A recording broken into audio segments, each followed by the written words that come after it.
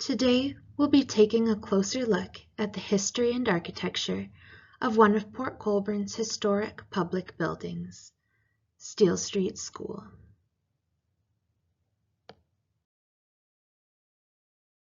In 1914, the school board purchased a plot of land along Steele Street from Hannah A. Zavitz for the purpose of building a new West Side school to replace the old Central School at the corner of Catherine and Clarence Streets, which had by that point become much too small to accommodate the growing number of school children as the village population rapidly expanded. Just a few years earlier, a new school had been built on the east side of the canal. First known simply as the East Side School, it was later renamed DeWitt Carter School. The new West Side School would likewise later be renamed Steele St School, and it was joined by a second school on the west side of the canal in 1924, McKay School. We know from the Welland Tribune that on May 28, 1915, the contract for designing the new West Side School was given to Charles Martin Border, a Niagara Falls-based architect who designed many schools and other public buildings in Niagara. A few years later, Border would go on to design St. James Anglican Church in Port Colborne. And in 1921, he designed Port Colborne Continuation School, which became Port Colborne High School.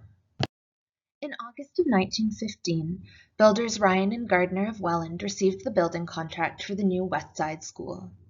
The 8-room school was ready to receive its first students on the 5th of September 1916. When the opening of the school was announced in the Tribune, it was proclaimed to be one of the best built, arranged, and equipped school buildings to be found in Canada. So let's take a look at some of the building's notable architectural features. The original portion of the school is a rectangular 2.5-story brick structure which sits on a raised, rusticated stone foundation. Steele St School is an excellent example of the Edwardian classic style typical in Ontario's public buildings, and schools in particular, of the early 20th century. Edwardian classicism mixed elements of classical Greek and Roman style with more modern arts and crafts and Art Deco details. The classical influences can be seen here in the symmetrical facade, which features a prominent central gable with a broken pediment, supported by 2 large, square brick pillars.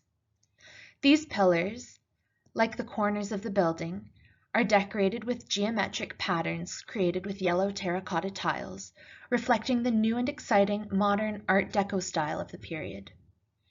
The space inside the pediment, called the tympanum, was originally decorated with wooden fish scale shingles, while on its underside, or soffit, we can see the dentils, which ran around the entire building.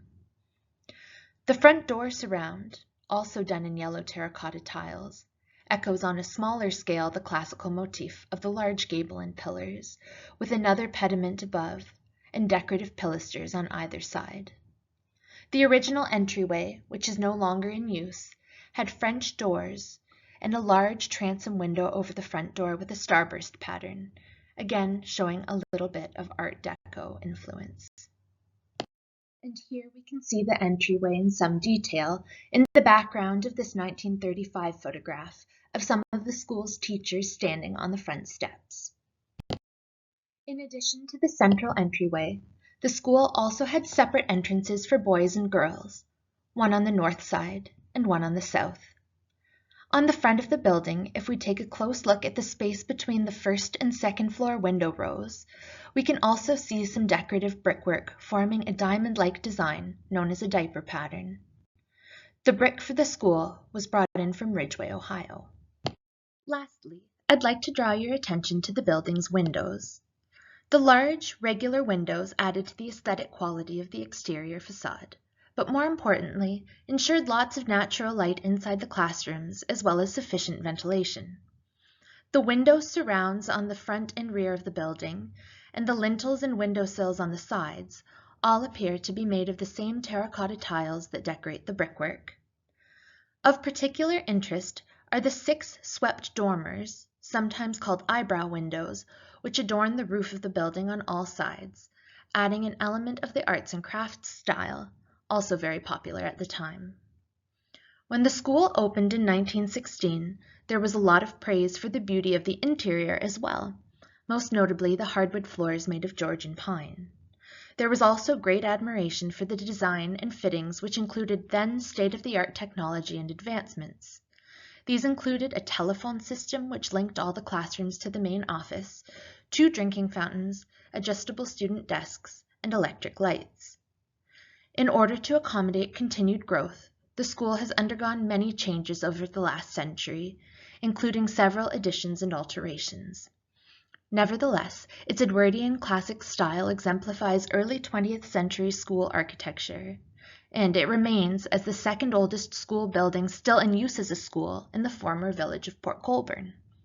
When it was built, Steele Street School was heralded as being fully equipped in the most modern manner and a credit to the town.